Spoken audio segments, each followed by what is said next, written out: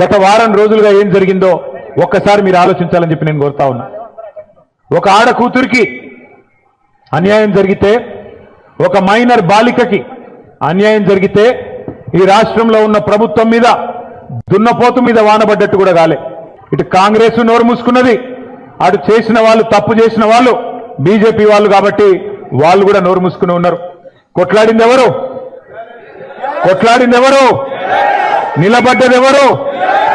Ultimate గా తెలంగాణలో ఎవరికి ఏ సమస్య వచ్చినా మళ్ళీ నిలబడి కలబడేది ఎవరు? గట్టిగా చెప్పాలి, వినబడతలేదు. కేసీఆర్ గారి బృందమేనా? కేసీఆర్ దళమేనా?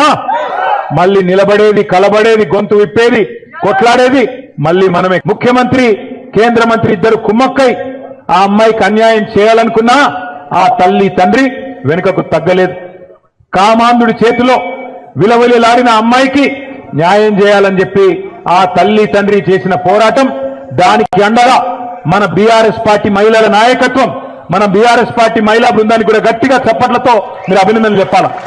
ఎక్కడికక్కడ పోరాటాలు చేసి మహిళా కమిషన్, డీజీపీ అంబేద్కర్ గారి దగ్గరికి పోయి మన మహిళా నాయకత్వం మొత్తం కాళికాదేవిలాగా విరుచుకుపడి మరి ఎక్కడి వారక్కడ నిలదీస్తే మన పెద్దలు, మన party general secretary doctor RS Praveen Kumar గారికి కూడా గట్టిగా చప్పట్లతో అభినందనలు చెప్పాలా. ఆయన ఒక మాజీ ఐపీఎస్ అధికారి, అన్ని విషయాలు తెలిసినవాడు.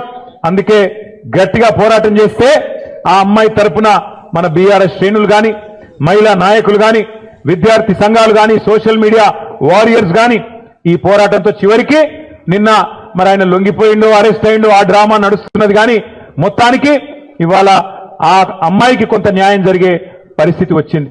ఇవాళ నేను ఒకటే అడుగుతా ఉన్నా ప్రధానమంత్రి మోడీ గారిని, అయ్యా మీరు అంటున్నారు బేటీ బచావ్ బేటీ పడావ్ అంటున్నారు, కేవలం నినాదాలకే పరిమితమైతే న్యాయం జరగదు. మోడీ గారు బహుశా భారతదేశంలో మొట్టమొదటిసారి ఒక కేంద్ర మంత్రి కొడుకు మీద లుకౌట్ నోటీస్ ఇచ్చే పరిస్థితి వచ్చింది.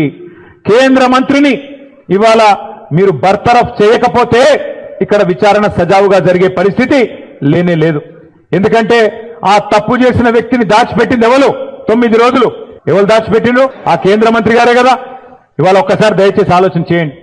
నిజంగా కూడా ఇలాంటి వ్యక్తులు పదవుల్లో కొనసాగుతూ ఉండడం అది తెలంగాణకే కాదు భారతదేశానికి కూడా అవమానకరం. మైనర్ బాలికకు అన్యాయం చేసింది కేంద్ర మంత్రి కొడుకైతే, మైనర్ బాలిక తల్లిదండ్రుల్ని భయభ్రాంతులకు గురి చేసింది స్వయంగా కేంద్ర మంత్రి. ఆయననే పిలిచి బెదిరించి వాళ్లను మరి ఇబ్బంది పెట్టే ప్రయత్నం చేసినారు. ఇంత తీవ్రమైన కేసును నీరుగార్చే ప్రయత్నం చేసింది ఈ రాష్ట్ర ముఖ్యమంత్రి. హనీ ట్రాప్ అని మీడియాను మనీ ట్రాప్ లో వేసి మీడియాను గొంతు నొక్కి వాళ్ళను కూడా వార్తలు రానియకుండా చేసింది ముఖ్యమంత్రి, కేంద్ర మంత్రి ఇద్దరు కలిసి పెట్టిదంతా మీకెందుకు చెప్తున్నాను మీరు అనుకోవచ్చు. ఎందుకంటే ఒకటే ఒక్క డిమాండ్ మనందరిది ఈ సమావేశం ద్వారా, ఖచ్చితంగా కేంద్ర మంత్రి గారిని వెంటనే బర్తరఫ్ చేయాలని ఈ సమావేశం నుంచి మీ చప్పట్ల ద్వారా కేంద్ర ప్రభుత్వానికి మనం డిమాండ్ చేద్దాం.